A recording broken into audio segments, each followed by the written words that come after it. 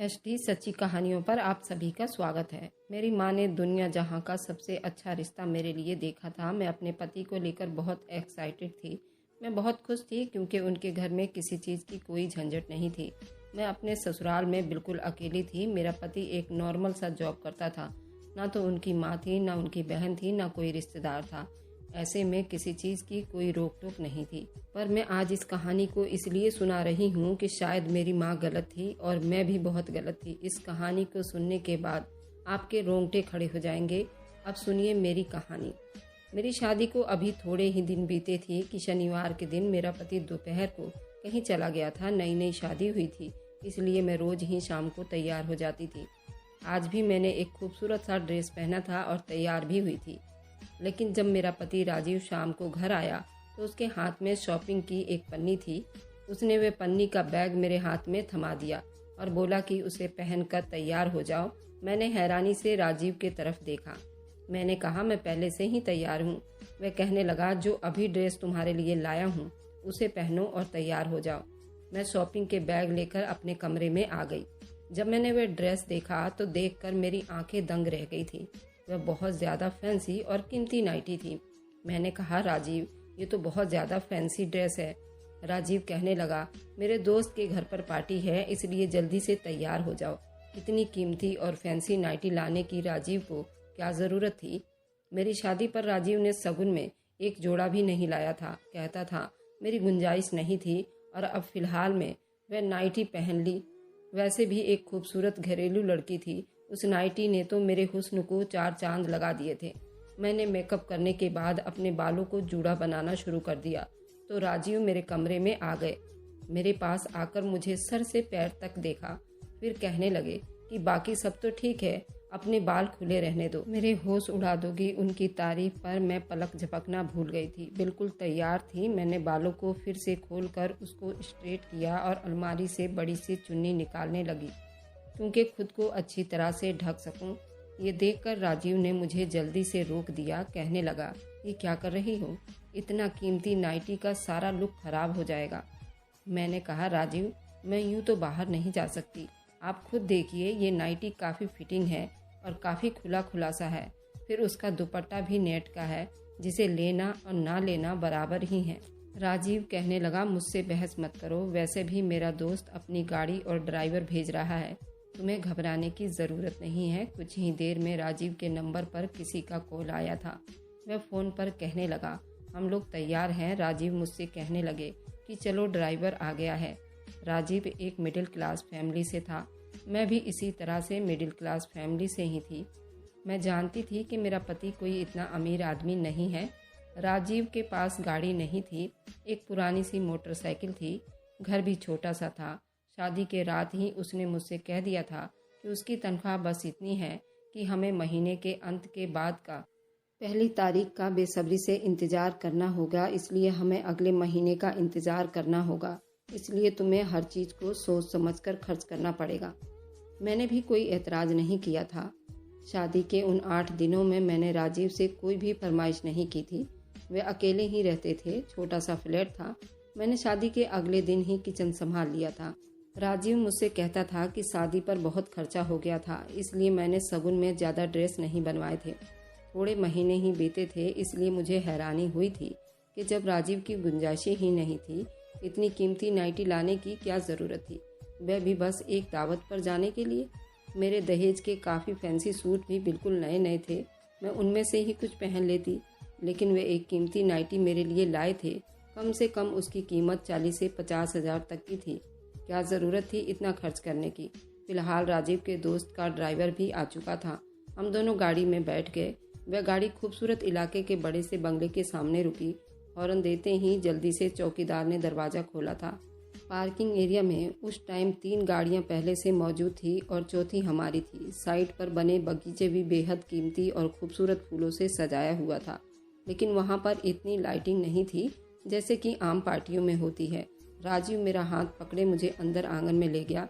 मेरी नाइटी काफ़ी फिटिंग थी और उस पर यह सितम था कि दुपट्टा नेट का था। जैसे मैं अंदर गई तो अंदर मुझे सिवाय आदमियों के कोई भी नज़र नहीं आया था। वहाँ कोई भी औरत मेरे अलावा नहीं थी। ये देखकर मैं बुरी तरह से नर्वस हो गई थी। ये कैसी पार्टी थी जहाँ सब पुरुष ही पुरुष थे, एक भी औरत नहीं थी। और ये अगर सिर्फ पुरुषों की पार्टी थी तो फिर राजीव मुझे यहाँ क्यों लेकर आया था? इन हट्टे कट्टे पुरुषों को देखकर मैं बिल्कुल राजीव के साथ चिपक गई थी। मैंने कहा, राजीव, यहाँ तो कोई भी औरत नहीं है। वह कहने लगे, ये सब शादीशुदा नहीं है तो उनकी पत्नियाँ कहाँ से आ सकती हैं? मुझे अपने साथ चिपकाए हुए अपने दोस्तों के पास ले गए। मुझे हैरानी का झटका लगा उस वक्त जब राजीव ने मेरी पहचान अपने दोस्तों से करवाया और वे हाथ मिलाने के बहाने मेरे सामने अपना हाथ बढ़ाने लगे। मैं ये देखकर पीछे हटी थी। ये कौन सा तरीका था? फिर मुझे राजीव के दोस्त कुछ अच्छे भी नहीं लग रहे थे। अजीब घूरती हुई नजरें थी सबकी। सब मुझे सर से पैर तक देख रहे थे। उनकी आंखों में ऐसी बेशर्मी थी, मुझे अपने जिस्म पर चुभती हुई सुइयां महसूस होने लगी थी। मेरा दिल बहुत तेज घबराने लगा था। मुझे इस तरह बेचैनी होने लगी थी मैं जल्दी से इस घर से बाहर निकल जाऊं। वहाँ इस वक्त 5 आदमी थे और पांचों के हाथों में शराब के गिलासों में शराब भरा हुआ था। सबकी आंखें न जाने एक हवस का शिकार करता हुआ महसूस हो रही थी। ऐसा महसूस हो रहा था जैसे सब के सब नशे की हालत में हो। मैं बहुत घबराई हुई थी, इसलिए राजीव के पास जाकर उनके सीने से लग गई। मैंने कहा, राजीव, मुझे यहाँ नहीं रहना, मुझे आप घर छोड़कर आइए। कहने लगे, तुम्हें क्या हो गया है? क्या महिलाएं पुरुषों के पार्टी में नहीं जाती? मुझे घबराने और डरने वाली लड़कियों से सख्त चिढ़ है। मुझे लड़कों से कंधा मिलाकर चलने वाली लड़कियां पसंद है। हर पार्टियों में जाएं और एंजॉय कर सके। इसलिए ये डरपोक लड़कियों की तरह रिएक्ट करना बंद करो। ये कहकर उन्होंने बाजू से पकड़कर खुद से पीछे किया था। मैं तो राजीव का व्यवहार देखकर ही आश्चर्यचकित हो गई थी। मेरी आंखों में आंसू आ गए थे। इससे पहले मैं रो देती। राजीव का एक दोस्त मेरी तरफ बढ़ा और कहने लगा, भाभी, आप क्यों परेशान हो रही हैं? मेरी पत्नी दूसरे शहर अपने मायके रहने गई है और बाकी दोस्त सब कुंवारे हैं। 1-2 साल रुक जाइए, उन सब की भी शादियां हो जाएंगी तो सबकी पत्नियां आ जाएंगी। अगर हमारी पत्नियां नहीं हैं तो हम क्या करें? मिलना जुलना छोड़ दें। हमने तो आपके लिए बहुत अच्छे खाने का आयोजन किया है। उसका व्यवहार मजाक उड़ाने वाला था। फिर वह राजीव से कहने लगा, आओ राजीव, डाइनिंग रूम में चलते हैं, खाना बिल्कुल रेडी है। मैं राजीव का हाथ जोर से पकड़े डाइनिंग रूम में टेबल तक पहुंची थी, जहां पर बहुत सारे अलग अलग तरह के डिश लगे हुए थे। मैं राजीव के साथ टेबल पर बैठ गई। राजीव के बाकी दोस्त भी सामने की कुर्सियों पर बैठकर आपस में बातें कर रहे थे। उसका दोस्त जिसके यहाँ पार्टी थी वह मेरी प्लेट में अलग अलग तरह के डिश डाल रहा था। कह रहा था, भाभी, ये भी खाकर देखिए, ये भी खाकर देखिए। खाना बहुत ज़्यादा स्वादिष्ट था। मुझे भी भूख लगी हुई थी। अजीब बात तो ये थी, जैसे जैसे मैं खाना खा रही थी मेरी आंखें नींद से बंद होने लगी थी, लेकिन मैं अपना हाथ भी नहीं रोक पा रही थी। खाने का स्वाद ही कुछ ऐसा था। खाना खाते खाते मुझे लगा जैसे मैं यहीं सो जाऊंगी। बेहोशी की नज़रों से राजीव के तरफ देखा तो उस वक्त मुझे एक के बजाय 4 राजीव नजर आ रहा था। मैंने कहा, राजीव, आप घर चलो, मुझे नींद आ रही है। वह कहने लगा, हाँ चलो। ये कहकर जैसे ही मैं अपनी कुर्सी से खड़ी हुई, लड़खड़ाते हुए राजीव की बाहों में गिर गई थी। बस 1 मिनट लगा था मुझे अपने होश खोते हुए। सुबह जब मेरी आंख खुली तो मेरा सर बुरी तरह से चकरा रहा था। बड़ी मुश्किल से मैंने अपनी आंखें खोली थी। मैं अपने कमरे में पड़ी थी, अभी भी उसी नाइटी में थी जो अब मुझे अपने बदन पर बुरी तरह से चुभ रही थी। मैंने बड़ी मुश्किल से उठकर बैठने की कोशिश की। मुझे लगा जैसे मेरा पूरा बदन साथ ना दे रहा हो। मेरे पूरे बदन में दर्द की टीसें उठ रही थी। बड़ी मुश्किल से मैंने अपने दुखते बदन को बेड से टेक लगाकर बैठने पर मजबूर किया था। पता नहीं क्यों मैं चूर चूर हो चुकी थी। मुझे अपने अंदर एक अजीब सी कमजोरी महसूस हो रही थी। मैंने देखा तो मेरा सारा जेवर उतरा हुआ था और हाथों में जहां मैंने चूड़ियां पहनी हुई थी वहां पर खरोचों और जख्मों के निशान थे। ये देखकर मुझे हैरानी हुई थी। मैं ठीक से अपने होश में आई भी नहीं थी कि जब राजीव ट्रे में नाश्ता लेकर अंदर दाखिल हुए थे। बहुत खुश लग रहे थे। मुझसे कहने लगे, देखो, आज मैंने तुम्हारे लिए पूरे ड्राई फ्रूट का नाश्ता लाया हूँ। मैंने कहा, पता नहीं राजीव, मेरे जिस्म में बहुत दर्द है। मेरी बात पर वह फिक्र करने के बजाय मुस्कुराने लगा। कहने लगा, रात तुम बहुत ज़्यादा खूबसूरत लग रही थी। फिर मैंने अपने होश खो बैठा था और इसलिए घर आते ही मेरी नीयत तुम पर खराब हो गई थी। राजीव काफी आशिकाना मूड में लग रहा था। मेरी नजरें खुद ब खुद झुक गई थी। कहने लगा, तुम नाश्ता करो, मैं तुम्हारे लिए दर्द की दवा गरम गरम चाय लाता हूँ, फिर ये दर्द भी आधे घंटे में ठीक हो जाएगा।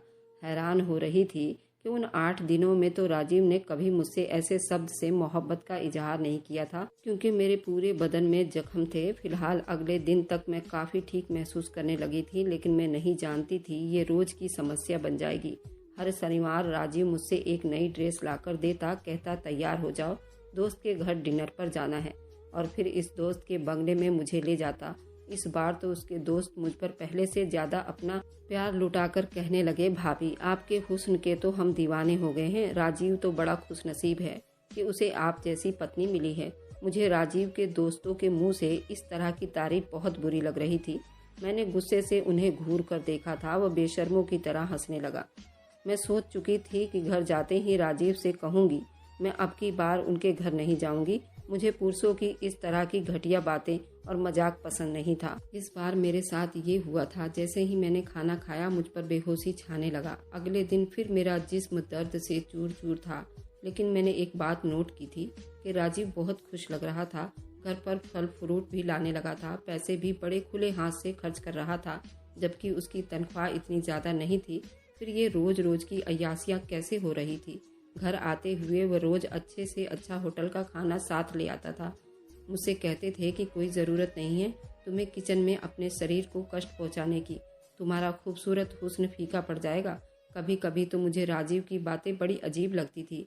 मैंने कहा कि हर औरत घर के काम करती है, मुझे भी अच्छा लगता है मैं आपके लिए खाना बनाऊं, आपके लिए काम करूं। कहने लगे कि नहीं, तुम बस अपने हुस्न का ख्याल रखा करो, उसे सजाया और संवारा करो। तुम नहीं जानती कि तुम्हारा हुस्न मेरे लिए कितना अहमियत रखता है। मेरे हाथ थामे वो मुझसे मोहब्बत भरी बातें कर रहे थे कि जानती हो तुम्हें मैंने अपनाने के लिए कितने पापड़ बेले थे। ये बात सुनकर मुझे हैरानी हुई थी, क्योंकि हमारा रिश्ता तो एक रिश्ते कराने वाली बिचौलिए से हुआ था। मैंने तो पहले कभी राजीव को नहीं देखा था। मैंने कहा क्या मतलब। मेरी बात पर वह हंसने लगे। कहने लगे मैंने तुम्हें एक मॉल में शॉपिंग करते हुए देखा था। मैं तुम्हें देखकर ही तुम पर फिदा हो गया था। वहीं से मैंने तुम्हारा पीछा शुरू कर दिया था। तुम्हारा घर देखा, फिर मालूम हुआ कि तुम्हारी माँ तुम्हारे लिए रिश्ता देख रही है। मुझ पर विश्वास करो कि मुझे बहुत डर लगा था कहीं मैं तुम्हें खो ना दूं। कहने लगा एक बार मैंने तुम्हारे घर के बाहर एक रिश्ते कराने वाली आंटी को निकलते देखा था। फिर मैंने उससे कहा कि अगर वो मेरा रिश्ता तुमसे करवा दे तो मैं उसे अच्छे खासे पैसे दूंगा। वह मेरी बात मान गई और यूं मेरा रिश्ता तुमसे हो गया। मैं तो राजीव की बात सुनकर हैरानी से आंखें फाड़े उसे देख रही थी। मुझे नहीं पता था मेरा पति मुझसे पहले मोहब्बत करता था। मुझे अपनाने के लिए उसने इतना सब कुछ किया था। मेरे दिल में राजीव के लिए और भी मोहब्बत और उसकी कदर बढ़ गई थी, लेकिन मैं नहीं जानती थी कि सच तो कुछ और ही था। शनिवार को जब मुझे राजीव ने फिर से वह कीमती नाइटी लाकर दिया तो मैंने कहा राजीव, मुझे आपके दोस्तों के घर पार्टी में नहीं जाना। मेरी बात सुनकर उसके चेहरे का रंग एकदम बदलने लगे थे। उसकी मुस्कुराहट गायब हो गई थी और चेहरे पर थोड़ा गुस्सा था। कहने लगा क्या मतलब है तुम्हारा, वे लोग इतने चाहत से तुम्हें बुलाते हैं। मैंने कहा कि नहीं, मुझे नहीं जाना। न जाने वो कैसा खाना मुझे खिलाते हैं कि खाते ही मुझे नींद आने लग जाती है और सुबह मेरी बहुत बुरी हालत होती है। उस दिन तो मैं चलने फिरने के काबिल भी नहीं रहती। फिर वहाँ पर सिर्फ पुरुष होते हैं, मेरा वहाँ क्या काम है। आपको जाना है, अपने दोस्तों के साथ टाइम बिताना है, आप जाइए, लेकिन मैं नहीं जाऊंगी। ये कहकर मैं अपने बेड पर बैठ गई। मैं नहीं जानती थी कि मेरा मना करना मुझे इतना महंगा पड़ सकता है। राजीव बहुत गुस्से में मेरे पास आया, मेरा बाजू पकड़कर बुरी तरह से दबोच लिया। कहने लगा अब तक तुमने मेरी मोहब्बत देखी है, अब मेरा गुस्सा भी देखोगी। मुझे ना कहने वाले लोग बिल्कुल भी पसंद नहीं है और मैं उनके साथ एक मिनट भी नहीं रहना चाहता। रिंकी, अगर तुमने मेरे किसी बात के लिए भी मना किया तो तुम नहीं जानती कि मैं कितना गुस्सैल और पागल इंसान हूँ। ये कोई इतनी बड़ी बात तो नहीं थी कि जो मैंने उसे कही थी, लेकिन राजीव का गुस्सा तो यूं था जैसे वह सच में मुझे जान से मार डालेगा। अपनी लाल आंखें मेरे आंखों में गाड़कर बड़े खतरनाक शब्दों से कह रहा था। उस दिन तो अपने पति का ये रूप देखकर मैं बुरी तरह से कांप सी गई थी। मैंने फिर उससे कोई बहस नहीं की और वहाँ चली गई, लेकिन मुझे ये सब अच्छा नहीं लग रहा था। न जाने क्यों टेबल पर मुझे इतने सारे पकवान और खाने भी आज बुरे लग रहे थे, क्योंकि इस भोजन को करते ही ये मुझे अपने होश में नहीं रहने देते थे। मैंने बहुत कम सब्जी अपने प्लेट में डाली थी और थोड़ा थोड़ा सा निवाला खा रही थी, लेकिन जैसे ही राजीव के दोस्त की नज़र मुझ पर पड़ी, कहने लगा भाभी क्या बात है, आप खाना ठीक से नहीं खा रही हैं।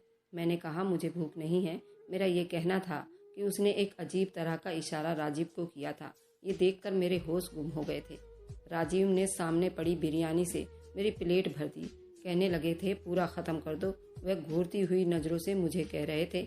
मैंने बड़ी मुश्किल से वह चावल ख़त्म किए थे और खाते ही मेरी वे हालत हो गई थी। अब तो मुझे राजीव पर भी शक होने लगा था।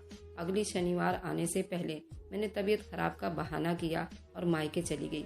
मेरी छोटी बहन के रिश्ते की बात तय हो गई थी। छोटी सी मंगनी की रस्म घर पर ही थी। मेरी बहन शॉपिंग करने गई हुई थी, मुझे भी साथ ले गई थी। वहीं मेरी मुलाकात राजीव के उन 5 दोस्तों में से एक से हो गई थी। वे बातों के बीच बीच बार बार मेरी बहन को देख रहा था। कहने लगा, भाभी इस बार हमारे घर आइए तो अपनी बहन को भी जरूर साथ लेकर आना। ये भी आपकी तरह बड़ी कमाल की चीज़ है। मुझे उस आदमी की बात बहुत बुरी लगी। मेरी बहन भी उसे घूर कर देखने लगी। मैंने कहा, आपको तमीज़ नहीं है बात करने की? मेरा शब्द थोड़ा तीखा हो गया था। आसपास के आने जाने वाले लोग भी वहीं खड़े हो गए थे। ये देखकर उस आदमी को गुस्सा आ गया। कहने लगा, तमीज़ का मतलब पता है तुझे? हम औरत को देखकर तमीज़ करते हैं, हर औरत का नहीं। तू ऐसी औरत है कि तेरी इज्जत और तमीज़ की जाए? मैंने कहा, जुबान संभाल कर बात कर। वह कहने लगा, क्यों, सच बहुत चुभ रहा है तुझे?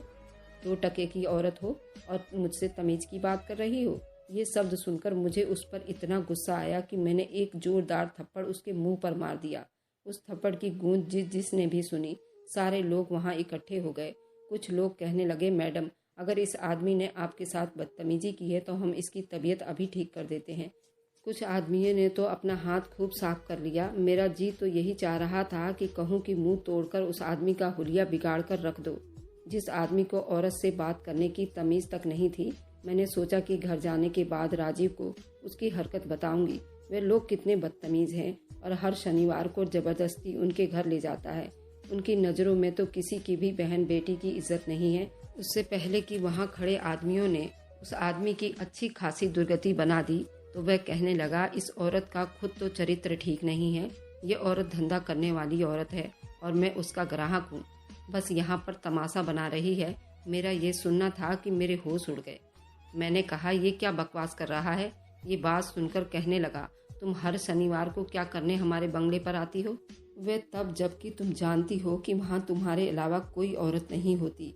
उसके बाद जो बात उस आदमी ने मुझसे कही, पहले मेरा दिमाग चकरा कर रह गया था। कहने लगा, अगर मेरी बात पर यकीन नहीं आ रहा तो इस बार आना शनिवार को हमारे घर।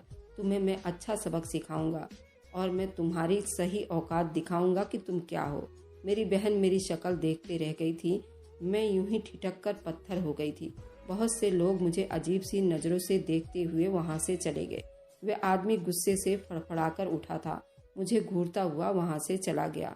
मेरी बहन ने मेरा हाथ पकड़कर मुझे घसीटते हुए बाजार से घर ले आई। कहने लगी, दीदी ये सब क्या बकवास कर रहा था? मैंने कोई जवाब नहीं दिया। मेरा तो दिमाग चकरा रहा था। मेरा तो जी घबरा रहा था, जैसे अभी मेरे दिल को कुछ हो जाएगा और वह फट जाएगा। मुझ पर अजीब सी बेचैनी सवार होने लगी थी। मेरी बहन मेरी बिगड़ती हुई हालत देखकर मुझे घर ले आई थी, लेकिन मुझे वहाँ भी चैन नहीं आया। मैं जल्दी से अपने घर चली गई। घर गई तो राजीव का मूड बहुत खराब था। कहने लगा, खूब रह लिया ना अपनी माँ के घर। अब अगर तूने मायके रहना है तो और दिन में जाकर रहना। शनिवार को तो एक छुट्टी होती है मेरी, वह भी छुट्टी तुम बर्बाद कर देती हो। मैंने कोई जवाब नहीं दिया था, क्योंकि मैं कुछ भी कहती तो वह गुस्से से भड़क उठता और अपनी बात से पलट जाता। इस बार जब वह मुझे अपने दोस्तों के घर लेकर आया तो उस वक्त उसका वह दोस्त वहाँ पर नहीं था जिससे मेरी मॉल में झगड़ा हुआ था। जैसे मैंने आधा खाना खाया, मैंने जल्दी से खांसने लगी और वॉशरूम में चली गई। मुझे वह खाना अपने अंदर हजम नहीं करना था, इसलिए मैंने अपनी उंगली अपने हलक में डालकर उल्टी कर दी। जो कुछ खाया था सब कुछ बाहर आ चुका था, इसलिए मुझ पर नशे का असर नहीं हुआ था। मैं बाहर आई और बेहोश होने का नाटक करने लगी। राजीव ने मुझे अपनी बाहों में ले लिया, कमरे में ले गया, मुझे बेड पर लिटा दिया। अभी कमरे में लाया ही था तो उसके दोस्त भी कमरे में आ गए। राजीव कहने लगा, इस बार मैं डबल कीमत लूँगा। हर बार तुम लोग रात भर मेरी पत्नी के साथ अय्याशियाँ करते हो। अब वो बीमार रहने लगी है। तुम लोगों के दिए हुए पैसे आधे तो उसकी दवाई पर खर्च हो जाते हैं, मुझे क्या फ़ायदा हुआ? उसके दोस्त कहने लगे, हमें स्वीकार है, तुम उसकी जितनी चाहे कीमत ले लो। मेरा जी चाह रहा था कि ज़मीन फटे और मैं उसमें समा जाऊं। मेरा ही पति मेरी इज्जत का सौदा कर रहा था। पति तो पत्नी का रक्षक होता है, उसे गंदी नज़रों से बचाने के लिए, चाहे वह उसके दोस्त का ही गिरबान क्यों ना हो। ये कैसा पति था? जो मेरा ही सौदा कर रहा था। उससे पहले कि वे लोग मेरे साथ कुछ भी गलत करते, पुलिस की गाड़ी का सायरन बजने लगा था। ये सुनकर वे सब घबरा गए थे। मैंने यहाँ आने से पहले पुलिस को सारी इन्फॉर्मेशन दे चुकी थी। जब तक पुलिस अंदर आई मैं उठकर बैठ गई थी। मुझे बैठता देखकर राजीव और बाकी दोस्तों के रंग भी उड़ गए थे। मैंने अपने पति को गिरफ्तार करवा दिया था क्योंकि उससे खूबसूरत लड़की चाहिए थी, इसलिए कि उसे अपने दोस्तों के आगे बेच दे। राजीव जेल में बंद था और इसी बीच में मैंने उसे डिवोर्स भी ले ली थी। मुझे डिवोर्स भी हो चुकी थी, लेकिन मुझे अपने माँ बाप से एक शिकायत थी। मेरी शादी और रिश्ता कराने से पहले उन्होंने ये तो देखा था कि लड़का अकेला है, मुझ पर घर की जिम्मेदारियां नहीं होगी, सास ससुर के ताने नहीं होंगे, लेकिन ये नहीं देखा कि वह करता क्या है। भगवान के लिए अपनी बेटियों को भी ब्याहने से पहले अच्छी तरह से जांच पड़ताल किया करें, कहीं कोई राजीव जैसा आदमी उनकी ज़िंदगी में ना आ जाए। अगर आपको आज की कहानी पसंद आई है तो वीडियो को ज़रूर लाइक कीजिएगा और अपने दोस्तों के साथ शेयर भी कीजिएगा। और हाँ, अगर आपने अभी तक हमारे चैनल को सब्सक्राइब नहीं किया है तो ज़रूर सब्सक्राइब कर लें। मिलते हैं हम अपनी कल की एक नई दिलचस्प कहानी के साथ। मुझ पर सदा अपना प्यार और स्नेह बनाए रखें।